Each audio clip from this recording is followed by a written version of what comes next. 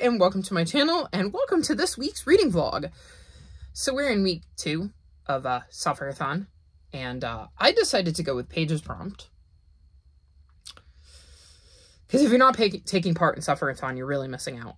But there are receptionists, and we get various prompts, and we can choose sometimes whose prompt to do, and I picked Paige's. And essentially it boiled down to pick a TBR you want to work on, and Paige will roll a die to tell you how many books you need to read. You kind of got to choose the die, and I had my phase out your TBR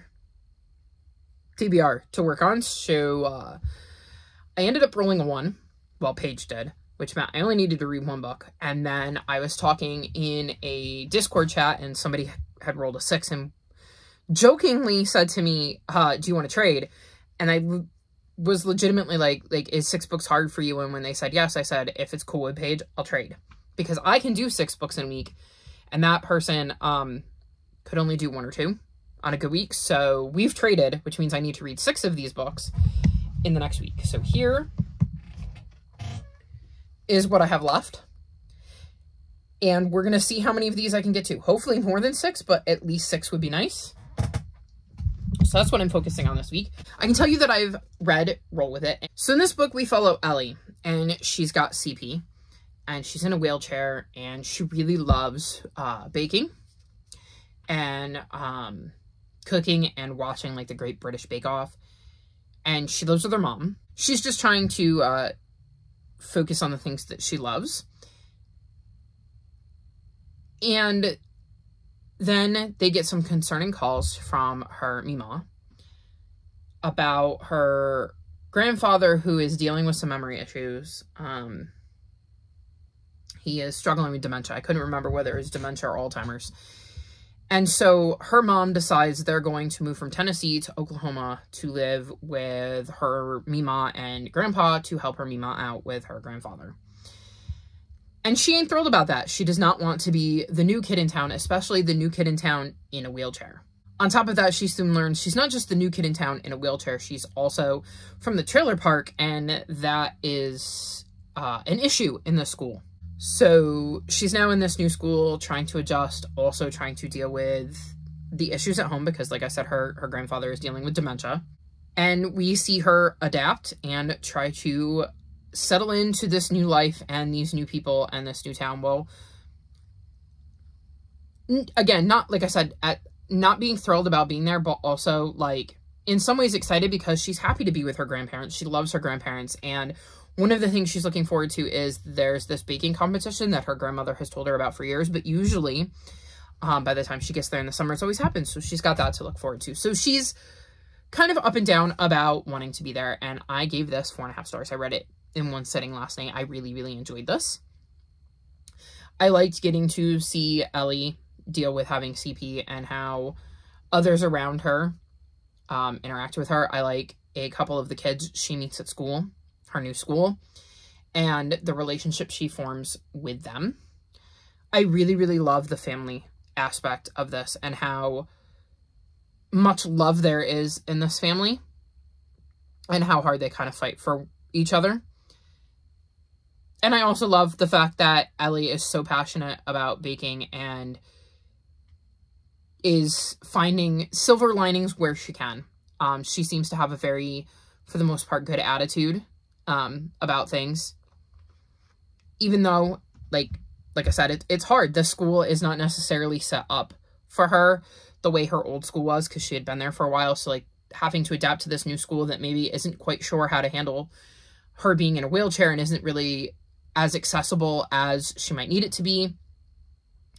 And then, like I said, trying to meet new people, to figure out her way in this new school. It's interesting. I think it's a really good middle grade for having, like, the disability rep showing the family issues with her grandfather's dementia.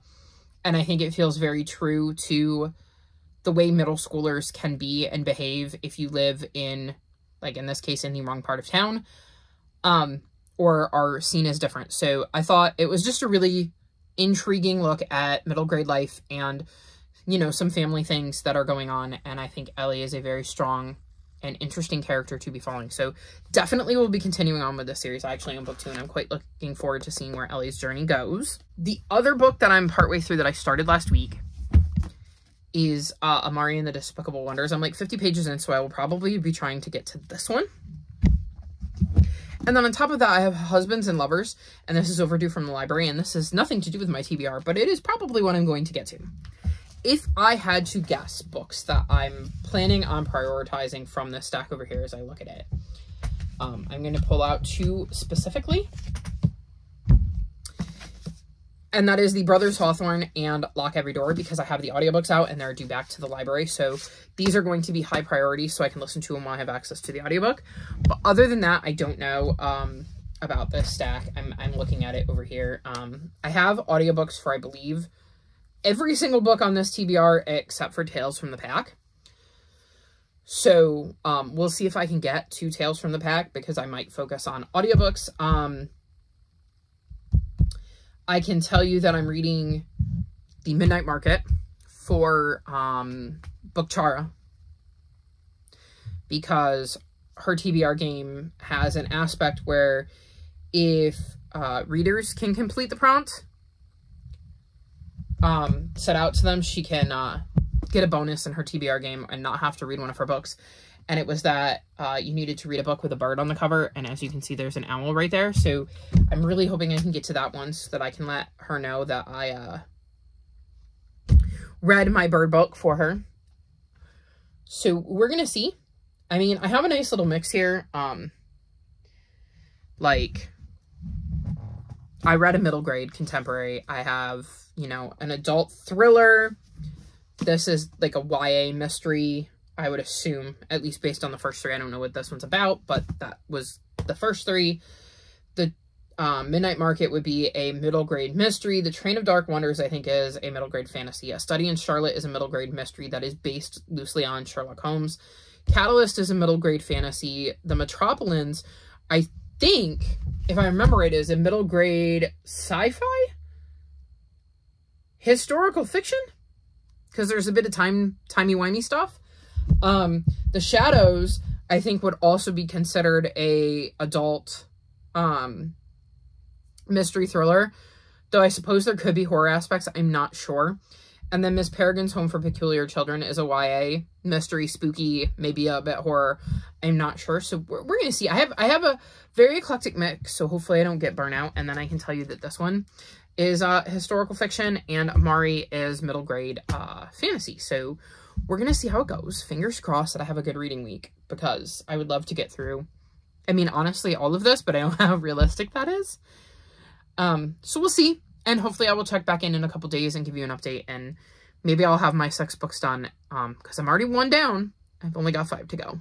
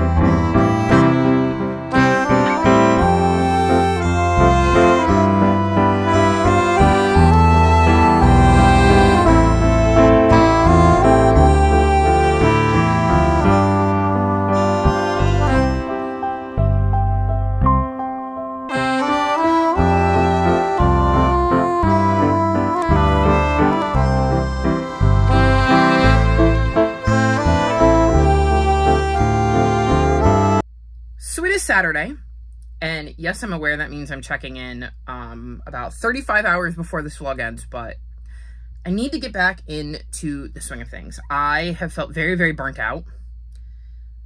I've been reading, but socializing and talking and being on camera or watching myself or really just doing anything that requires any level of focus has been hard. I mean, reading hasn't been easy either, even though I've read a lot. I just have felt very, very burnt out. I think I did too much leading up to the phone call for my court date for SSI, and then that whole thing I think took a lot more out of me than I expected. But we're trying to get back in the swing of things. I'm actually doing sprints right now. So hopefully that'll help. I mean, I'm actually talking to you, so far it's helping. We're gonna see how it goes. I just need to get back into the swing of things, and kind of I think just doing it and kind of ripping off the band-aid will help, because I think honestly if I refill my social bar I'll feel a lot better, because I think that's part of the issue. So that being said, let's dive into this stack of books. So first up, I read Lock Every Door by Riley Sager, and I gave this 2.25 stars. So this follows a girl named Jules, and she has currently hit a rough patch. She lost her job, came home, found her boyfriend screwing somebody else, so has been crashing on a friend's couch and is struggling. She sees an ad in a newspaper to become an apartment sitter. She ends up showing up for this at the Bartholomew. The apartment is way nicer than she thought. The lady that is giving her the interview lays everything out. Jules agrees to all of the rules and conditions that come with apartment sitting, because it's a lot of money and it seems too good to be true. And Jules soon learns that, yeah, it is. And I don't really want to say much more because I think if you're going to read a thriller, you probably don't want too much information, or at least I don't when I read thrillers. So basically, it's about Jules, who's down on her luck, ends up apartment sitting for a fancy apartment, feels like it's too good to be true, and soon learns it's exactly what it says on the tin. Like, it is too good to be true, and maybe she made a bit of a mistake. I did not enjoy this. I liked the beginning, and I was into it in the beginning, and then some things happened, and I wasn't as sure, and my rating was going like this. And then there were some twists that I hated. That if I had known they were in there, I would have never picked this book up, because it is not the type of book that I enjoy. It is not a book for me. It would not have been a book I picked up, and it did not work for me. And I'm going to preface this with, you're going to see a book later that I would not have picked up that I did actually enjoy. So it's not that it couldn't have worked for me. It's just this one really, really, really didn't. I wasn't like super invested, and I don't understand the choices Jules made as she started to realize it was too good to be true. Like, I don't know that I would have made the same choices, so that did not help. I had middle of the night out from the library. My mom had read it, and I decided I'm just done with Riley Sager, because I've read 3 books now. I've only liked 1, and the other 2, which is this one and Survive the Night, were super disappointing. Because I started out enjoying them, and then they just went, So I think I'm done with Riley Sager, because I just don't trust that he's going to write a book that I end up enjoying the ending of. So this wasn't for me, but I don't necessarily think that it might not be for you if you've liked some of his other works, or you like thrillers, because I'm not a huge thriller reader to begin with, and this one just didn't work for me. The twist very much turned me off. So, I mean, I've read it, I've taken it off my TBR, and I can check it off my list, but it's definitely kind of made the decision about Riley Sager for me. Then I read Catalyst, and I gave this 4 stars. This follows Zoe, who rescues this tiny little kitten that she calls Pipsqueak, but soon learns there's something special about this cat when she wakes up a couple days after she's adopted it, and it's full grown.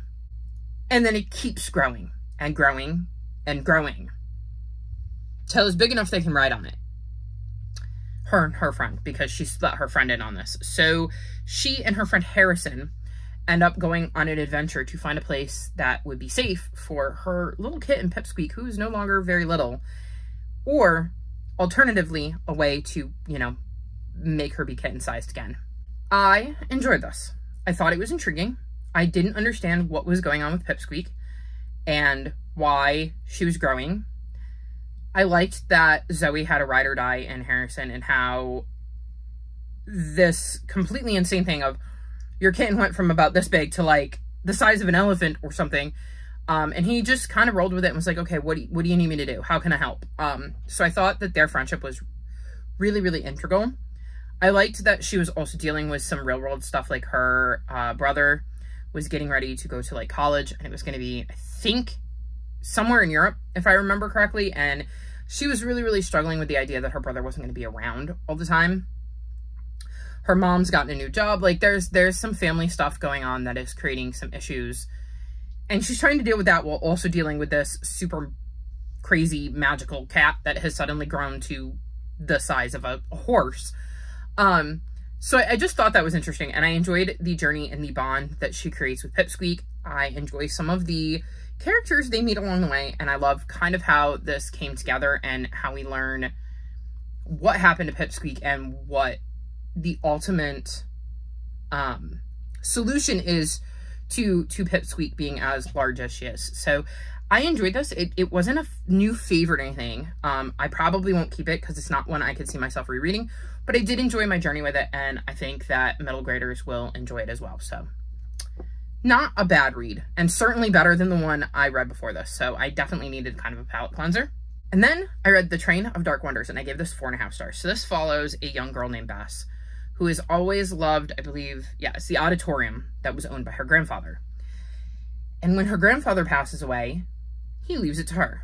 Unfortunately, it's kind of been flagging interest-wise, and she's got to find a way to raise some money if she's going to keep the auditorium open. And then she realizes that below the auditorium is like a train station, and she finds the Train of Dark Wonders.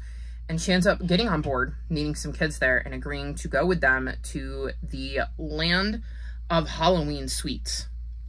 So she's with Bo, who's a puppeteer, Louis, a violinist, and Maria, the fire witch. And that's where they're headed. They want to find the ghostly gobstopper. And she agrees to go with them, hopefully to find a solution to her own problem while also helping some new friends. I really enjoyed this. I love these characters coming together. I love that kind of really close-knit friendship that only an adventure can bring. I loved getting to see the land of Halloween sweets. I thought it was really, really cool. It definitely had the kind of Halloween, but not like spooky vibes. Like it definitely just gave me the right vibes. I don't really know how to explain it, but like Halloween, like there is a lot of Halloween references and things that you would see at Halloween, which really, really worked for me. I like Bess as a character. I thought she was fun to follow along with. I thought it was interesting seeing how she started to learn all of these things that she didn't know about, despite the bond that she had with her grandfather. And it was also neat seeing how important that was to her, to find a way to save this thing that was so important to her and so important to her grandfather, despite the fact that not everybody thought it was worth saving. I think meeting Louis and Bo and Maria is interesting, and seeing their characters develop throughout the story. Like I said, I really enjoyed the journey. It's the first in a series, so I'm very, very excited to see what Bess gets up to next and what happens with the auditorium. At least it appears to be the first in a series. I really, really enjoyed this book, and I look forward to hopefully more adventures with Bess and Co. and the auditorium. And yeah, just a really good start to a series, or a really good standalone. Either way, I really, really loved it. And then I read The Shadows. So, Sufferathon threw us a curveball and said, oh, you have to buddy read something. So I posted the book, like a picture of the books that I was hoping to get to, and said, if anybody wants to read one of these with me, let me know. And somebody did. So we read The Shadows. And if I hadn't been reading The Shadows with somebody else for Sufferathon and been worried I'd be punished for DNFing it, I'd have DNF'd it. Because this is an adult horror book. I don't read horror. I don't like horror. I gave this 4.5 stars. So unlike Lock Every Door, which did not work for me, this one did, despite being creepy, and very much feeling like it was targeted to specifically things that would creep me out. So in this book, we have two POVs. We have Paul, who is coming back to his hometown because his mom's got cancer and dementia, and it is headed into hospice, and she's not got a lot of time left. And he hasn't been home since he left for college. When he was a teenager, there was a brutal murder that he was somehow involved with, and we kind of learn details about that as we go, but that is part of the reason he left and never came back, was because of the bad memories associated with that. And then we follow a detective named Amanda, who is currently investigating a crime that looks suspiciously like the murder that happened in Paul's hometown, like a copycat. And we see each of them trying to figure out what's going on. Like Paul running from the memories and kind of filling us in on what happened and how it went down, as we also see Amanda trying to piece together this new mystery, this copycat killer, how they know certain things about the crime, and of course interacting with Paul because she goes back to essentially his hometown because, you know, the scene of the original crime, to see if she can start piecing things together. And creepy. I'll leave it to you whether you want more information about specifics, because again, when I'm reading, because I thought this was a thriller, and I would say it's a horror thriller kind of book. I want to go in with as little details as possible so I don't get spoiled by something, and I'll let you decide if you want more details on that. But very, very creepy. Like I said, specifically felt like it was targeted to something that would make me specifically uncomfortable. There were some twists at the end that I thought were absolutely brilliant that I did not see coming, that just came out of nowhere, but like felt like oh, okay, that's what's going on. Like, they weren't bad twists or they didn't feel illogical. There are several things that get revealed towards the end of the book that I just did not see coming. This, despite being very, very creepy, had my interest. I wanted to know what was happening. I wanted to make sense of what I was being told. And so that's why I got 4.5 stars. Despite being creepy, despite feeling very targeted towards me, I was so invested in the story and wanting to know what happened that I couldn't put it down. I'm glad I did, because I literally put it down, and I put it down at the exact right time, because if I hadn't and read had like a couple more chapters, I think I would have finished it. And it was so late at night, like getting late at night, that I was already struggling that night to sleep because thoughts with this. So I'm glad I put it down when I did, because I think it would have just made it worse. I also apologize if you can hear the fan on my computer. It just kicked on, like higher than it was. But like, it's hot in my room. I don't have the fan on so that there's not as loud a noise, but I can't shut the computer because I'm sprinting on it. Sorry about that. I'll try to speed up a little bit. So this is a very, very good, well done, in my opinion, horror thriller, but like, also, if you read horrors, it might not be. I just know for me that it worked. I enjoyed my ride with it. But I would have never intentionally picked it up. And like I said, as I started reading it, if I hadn't been buddy reading it, I definitely would have DNF'd it because I knew it was going to be creepy, but I'm actually glad I kind of stuck with it because I did really enjoy it. Then I read The Brothers Hawthorne and I gave this 4 stars. So this is the 4th book in the Inheritance Game series. And this series starts with Avery, who ends up finding out that a wealthy billionaire named Tobias Hawthorne has left his entire fortune to her. And she has no idea who that is. He's got 4 grandsons and 2 daughters, and he's kind of cut them all out. The condition is she has to live in his house for a year if she wants the money. And so she ends up teaming up with his grandsons to try to figure out why he left his fortune to her. And he was really into puzzles, so there's a lot of like trying to solve mysteries and intrigue. And this is obviously the 4th book, so I can't really tell you what's going on in this one. And I mean, I gave it 4 stars. It was not my favorite in the series. There was one storyline that I liked and one storyline that I didn't, because we had 2 kind of like stories weaving together, and I liked one of them and I wasn't really invested as much in the other one. But the one I was invested in, I was extremely invested in. So that definitely helped balance out the rating. By the end of the storyline I wasn't as invested in, I was more invested because I kind of like how that one ended. Like, it took me a while, like, to connect with it, but by the end I love how this ended and the kind of threads that it pulled together, setting up book 5, which is the Grandest Game, which is also, like, the first book in, like, a new series, but book 5 in this series. I just really, really enjoyed getting to be back with these characters because it was fun, and the way this story was written, even if it wasn't my favorite, and I'm definitely excited for book number 5 that hopefully will not take me an entire year to read because I've had this one for over a year. Then I picked up The Metropolitans and I DNF'd this. I got to page 150. So this follows 4 kids who end up going to the Metropolitan Museum of Art.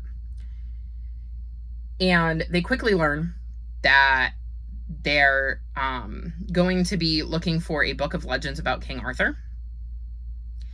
And apparently this could prevent a major disaster. And it says here, Nazi spies are using the book to send one another coded messages about a planned attack on American soil. So this happens to take place right before the bombing on Pearl Harbor. And one of the reasons I struggle with this is we have 4 kids. So we have Madge, who is Irish American, and her mom died, and her dad kind of went off the deep end. So her brothers are in an orphanage, and she is living with her aunt. And then there is Joe, who is a Mohawk child who has run away from like one of those schools where they re-educate Native American children after taking them from their families. And he has run away from said school and meets Madge. They end up going into the museum where they meet Walt, who is a Jewish German boy who managed to escape Germany for obvious reasons. And then at the museum, they meet Kiku, who is Japanese, and literally are there as we find out about the bombs being dropped on Pearl Harbor. And I struggle with this. Like, I love the idea of diversity, but it felt like the author was trying to cram as much diversity bingo boxes as they could check in this book, given the diversity with the kids, and kind of cram them all together. And I don't know if that it's going to end up doing any of their stories real justice. I was not really invested at 150 pages in whatever this thing was with the book they have to find and the mystery and all of that. There were already some adults who have done things that I'm like, what adult would do that with a 13-year-old or 12-year-old? Like, these kids, I don't understand the choices some of these people are making, which took me out of it. And it feels like they're about to get some sort of magical, mystical powers. And I don't know how they're supposed to protect this book of legends from Nazi spies and how they're supposed to find it. And it was not clicking for me. It was not clicking for me. I was very, very bored, and I didn't care. And like I said, I felt like the author went, let's play diversity bingo and see how many bits of diversity I can get in one book. So I didn't really enjoy that. I'm going to DNF it. Maybe it'll work for somebody else, but it did not work for me.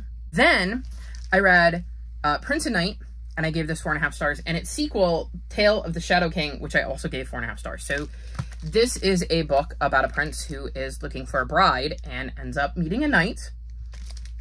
And then its sequel is showing the prince and knight dealing with the darkness that has come to the prince's kingdom. These were adorable. I really, really enjoyed these. I think they're great, diverse picture books. I really, really liked the art. Let me show you. I'll show you. Here is the prince and his parents at their table. I thought it was really, really brilliantly illustrated. I thought these were really, really cute stories. I really liked the journey that the characters went on, even though they were short, and like how it kind of played out. Picture books are really, really hard to talk about, but I did really, really enjoy these. I would highly recommend them for little ones, and I'm very, very tempted to get them for a little one for maybe Christmas. Because I thought they were just really, really cute and fun reads. And then the last book I finished is The Midnight Market, and I gave this 3.5 stars. So this is the second book in the Lola Bankett Treasure Hunter series. And in the first book, Lola's father goes on a mission. She is quickly informed that he has disappeared in a flood and is presumed dead. She doesn't believe it and ends up setting out to kind of prove that he's not, and gets sent to this school because she keeps getting in trouble. Meets a couple kids, and they're willing to help her, so they kind of set off to find out what really happened to her dad. This is obviously a sequel. I can't really tell you what's going on in this one because it very much spoils the first one, but Lola is back and is on another adventure to kind of solve another mystery. I think this is a perfectly fine middle grade mystery series. I enjoy Lola and her friend's relationship. I like seeing how it has grown and changed in this one. I like the mystery of this one and some of the breadcrumbs that have been dropped that are pointing to book number 3. I'm very excited to see if we actually get that one, because this one came out in 2021. So not that long ago. So hopefully Hopefully we'll be getting book 3 soon-ish, because there were definitely some breadcrumbs dropped where you can kind of see where book 3 is going, and I'm very, very interested in that one. So we're going to see how it goes. Like I said, I enjoyed the mystery and the adventure of this one. Again, not a new favorite, but I definitely think it's a good little middle grade mystery series and would be interested in continuing it.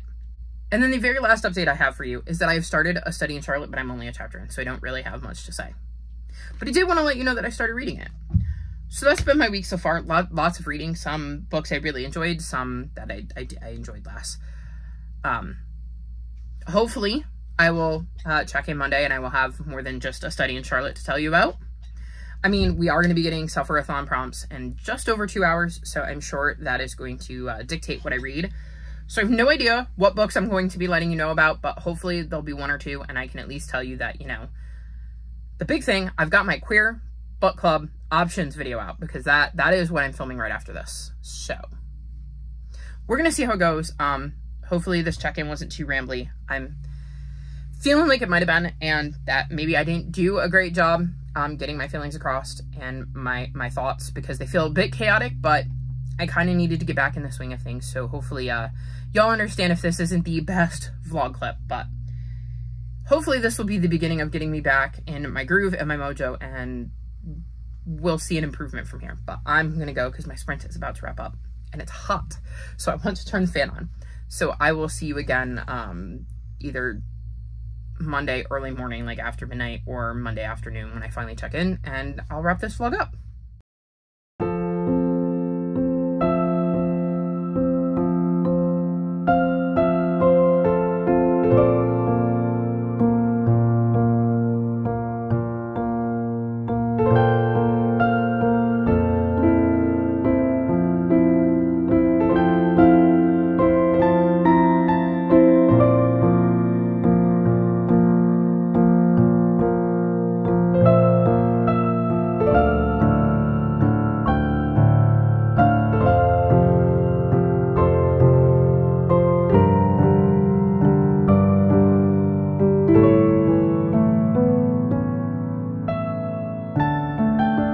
So it is officially Monday evening, and I need to wrap this up. I was too tired last night at like midnight to wrap it up. I had spent all day on sprints and I was just done being on camera. And then I woke up this morning to construction right outside my bedroom wall.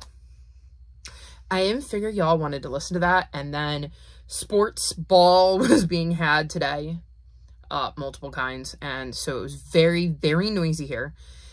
And I'm finally getting to wrap this vlog up. So I questioned whether it was a smart idea on Saturday to film and give you an update, because I only had the rest of Saturday and then Sunday to read.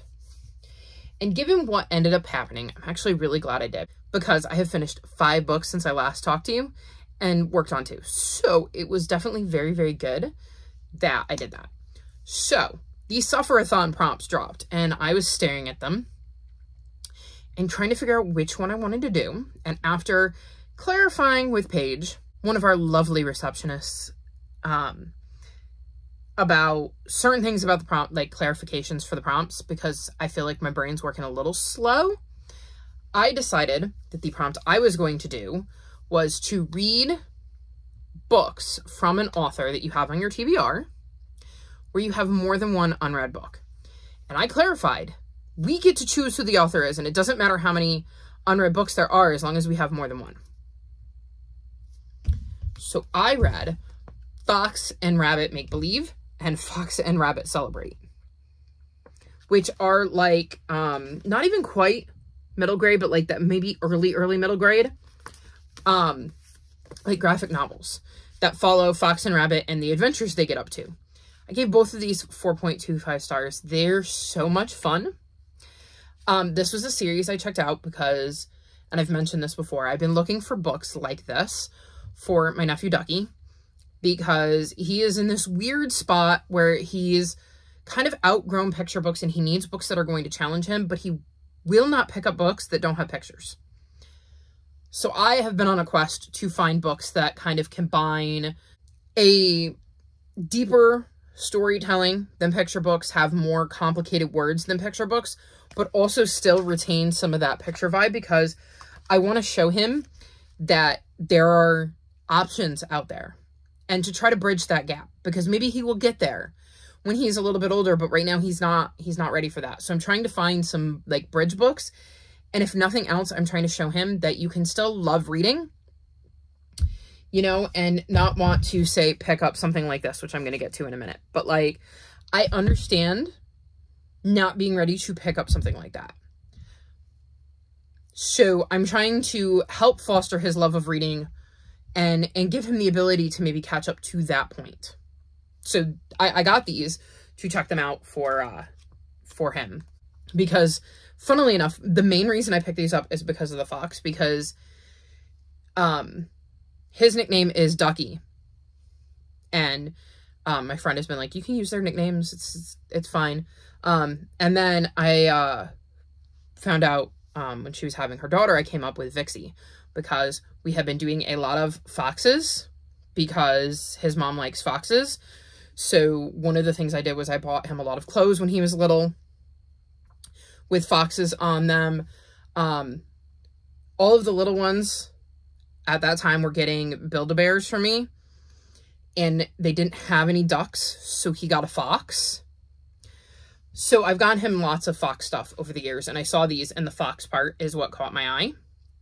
Because obviously Vixie is short for Vixen, because I was trying to come up with like a foxy themed nickname for her, and I didn't like Foxy. Whereas Vixie is kind of ambiguous. Anywho, I thought these were really, really cute. I love seeing the adventures these two get up to. This is extremely fall themed, so it gave me a lot of really, really fun fall vibes. And I'm going to share something with you, which may be a little bit spoilery, but hopefully you'll bear with me. So I am on the Sufferathon. It's a cruise. And in here it says, and our boat is called the SS Scary Go Round. And we're being spun around and around and can't stop. So there they are in their boat. And another one of our prompts was to go whale watching. So we had to read a book with ocean creatures on the front of the book if we wanted to definitely spot a whale. An animal on the front of the book if we wanted to at least have a chance. And I thought it was funny that we were on the Sufferathon going on a cruise going whale watching, because it says, until a giant whale jumps into the cyclone to rescue us. And I thought that was just such brilliant timing of having the ship mentioned in the book that I was reading, and it was called The Scary Go Round, and then coming across a whale, and it just fits so well with what I was doing. So I really, really enjoy this series. I think it's perfect for that kind of bridge age, and would highly recommend it. Like I said, I had really, really fun with this, and this one had some really, really great fall vibes. So it was like absolutely perfect timing, and I'm so glad that it ended up working out like that, because these weren't on my radar, but they ended up being perfect. Then I read Miss Peregrine's Home for Peculiar Children, and I gave this 3.5 stars.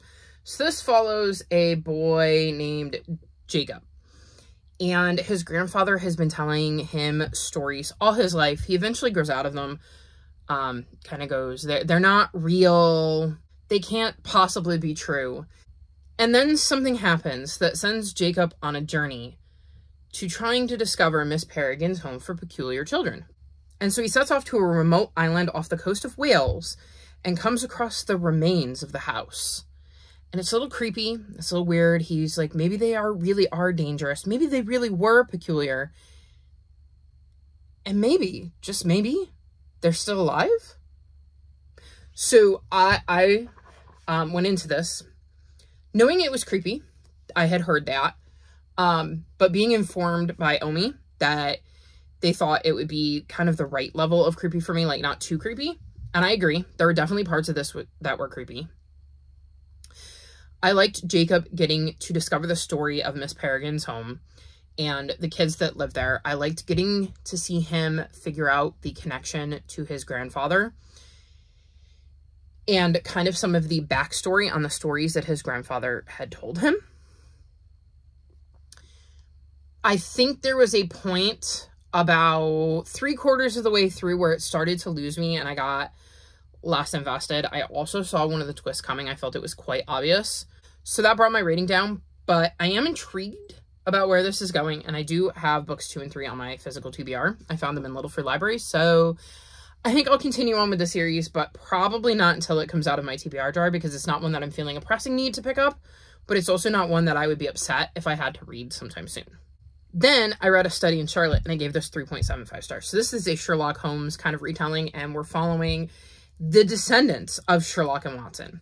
So we're following Jamie Watson, and he's been sent from London to a prep school in Connecticut, which is just about an hour away from his estranged father. Once there, he meets Charlotte Holmes, and he is really, really curious about her. He grew up with stories about her, and he obviously grew up hearing stories about their famous, many times removed great-grandparents. And he's intrigued by her, and they soon meet, and their first meeting doesn't exactly go according to Jamie's plan. However, he gets a second chance because they end up dealing with a murder, and it seems to be implicating the two of them. So I really enjoyed the mystery of this, and I loved seeing them try to puzzle it out. I loved the nods to Sherlock and Watson and their relationship, and certain things that these families have kind of passed down, certain traits, certain relationship styles, and it's just really intriguing to see how the author went about fleshing out these characters who are the descendants of Sherlock and Watson.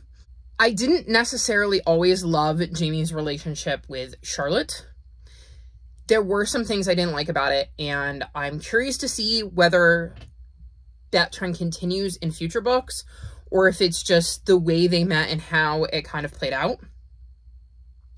And also getting to know the characters more, maybe I will enjoy it more in future books, but we'll see. I was very, very invested in the mystery. I did not figure it out. I had a completely different suspect in mind and thought I was being clever, and apparently no. Because it does end up making a lot of sense when they reveal some of the details. So I'm not sure how we were supposed to figure some of that out, but I'm willing to stick with the series. This is another one that, even though I gave it 3.75 stars, I think I'm just going to stick the slip in my TBR jar, and when it comes out, and I'm meant to read it then, because this is another one where I'm like, I enjoyed it, but I don't necessarily feel a giant drive to pick up the next one immediately. So we'll see when I get to this one. But it was an overall enjoyable read, and I'm definitely intrigued by the way this mystery came together, so hopefully that will continue in the next book, and it'll balance out maybe anything I dislike about the relationship between Charlotte and Jamie. And then the last book I finished is The Troublemakers, and I gave this 4.25 stars. So this was kindly gifted to me from Michelle, from Reading on My Break. Thank you again, Michelle. I had an absolute blast with this. So this is the third book in the Hatmakers. I can never remember the order of the books. The Hatmaker series. It goes Hatmakers, Mapmakers, Troublemakers. So this is the third book in that series. And in this series, we follow Cordelia, who comes from a long line of hatmakers. She's Cordelia Hatmaker, and she has magic that she can use to build into hats that she makes, and there's a bunch of different maker families, and they don't really get along, and she's got to deal with a lot of drama involving that in the first book. In this one, there is a group labeling themselves as the Troublemakers who are causing magical clothing to kind of go haywire and, well, cause trouble. And unfortunately, Cordelia does something that gets her into trouble, and she's kind of got to go on the run. So we see her go on the run with the idea that she's going to track down the Troublemakers and put an end to their mischief. So it starts out a little slow, but I think there's a lot of moving pieces that need to be laid before we can really go on our adventure of trying to track down the Troublemakers with Cordelia. So I think that ended up working out rather well in the long run, even though it felt slow to begin with, because having read the whole thing, I can see the importance of laying those pieces out because you needed them to understand the rest of the story. I really enjoy the adventure she goes on and the growth we see Cordelia go through in this one, because I think she learns a lot about herself throughout this story. I loved getting to see this unfold and see how things played out, because it played out very, very differently than I was expecting. And I thought that was intriguing. I really like the location she ends up finally interacting with the troublemakers in for the first time. I don't think it's a spoiler to tell you that at some point she's going to interact with the troublemakers. So the location where that happens and she really gets to interact with them for the first time, that is such a cool location. And I loved being there and seeing the descriptions of that and how Tamsin Merchant brought that particular location to life. I'm trying to be vague while still giving enough details that you'll know what I'm talking about and you'll know what I liked. I thought there were some really good twists in this one that I was not expecting. I had one partially figured out, but not completely. So again, very interesting how Tamsin Merchant gave me some breadcrumbs that I was able to piece together, but not so much that I spoiled the entire plot. And I really like how this story wrapped up and the note that it left on. I don't know if we're going to get more books, but I certainly hope we do. Because I really, really love this series and I love the magic and the whimsy of this world. And I want to spend more time with these characters. And we met some new people on this journey and I would like to maybe get to know some of them a little bit better. So I would definitely be intrigued to see more from this series and this universe. So hopefully we will get a book 4 at some point. Also, my sea creatures, baby dolphins.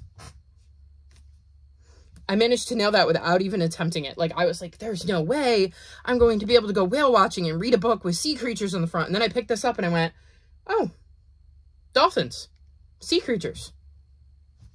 Check. And that is all of the books I read. Well, finished. I did start Ship of Destiny. I got to page 38. And you have no idea how hard it was to not pick this up today, because I don't like to read something and then talk about it in the past tense, and I didn't want this to be an 8-day vlog. Especially considering I was worried if I made it 8 days, I'd go to bed because I was tired or something, and I would give myself permission to not film, and I would just do it in the morning, and then I'm going to run into the same problem because I don't think they're done with the construction next door, so I wanted to get myself in a place where I had motivation to film, even if I was maybe a little bit tired. So this is the third and final book in the Live Ship Traders series, and I'm finally getting to it. Things are slowly coming back to me. It's coming back rather quickly, so a lot of the details stuck with me, even though I think it's been well over a year since I picked up book 2, which seems like insane to me. Like, I don't understand how I managed to put it down for so long, but I'm very, very excited to be back in this world and to see how this particular trilogy plays out, and to hopefully keep the momentum and maybe pick up the next book in the overall series Realm of the Elderling and keep going, because I get the feeling this is going to remind me why I like Robin Hobb so much. And then the last book I made progress in is Give Up the Ghost, which is, I don't know, book number 6 or 7 in the Haunted Home Renovation Mystery Series. So this follows Mel, and she's a contractor, works for her father, and learns in the first book that she actually has ability to see ghosts. So every subsequent book has somehow involved an old house that needs renovation and a ghost. So in this one, Mel is contacted after a psychic speaks to these homeowners who have been updating their house, and the psychic informs them that they've agitated the ghosts who are residing in this house by completing these updates. So they bring in Mel to try to track down some of the original features, or at least replace them if she can't track down the originals. Unfortunately, before she can speak to the psychic is found dead. So now we've got Mel dealing with this haunted house and trying to figure out what these ghosts are so agitated about and what the psychic saw and knew, while also dealing with the fact that the psychic is very, very much dead. And, well, the ghost didn't do that, so who did? I really have enjoyed the start to this book. I'm very intrigued by the mystery. I thought the psychic's death was really intriguing, and I'm curious to see where that goes, and I'm curious to see what the ghosts in the house have to say. I really like the series and the mystery, and I'm excited to dive into another one. So there you have it. This is probably going to be another video that is extremely long because I read a lot, and editing Chris is probably going to be very upset with me running my mouth again. I'm sure editing Chris will let you know. But I had a good time.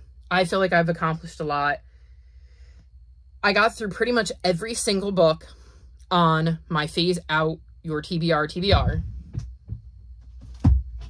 except for one. And I don't foresee this one being a problem, so I am very happy with my progress. Anywho, I'm going to wrap this up because I don't want to make editing Chris mad. Because they have been very mad at me in the past because I just have the gift of gab and say way too much. So I'm going to wrap this vlog up here. All of my social media is linked in the description below if you'd like to come chat with me. If you've made it this far in the video, leave me a duck emoji. Like this video and subscribe to my channel, and I'll talk to you next time. Bye!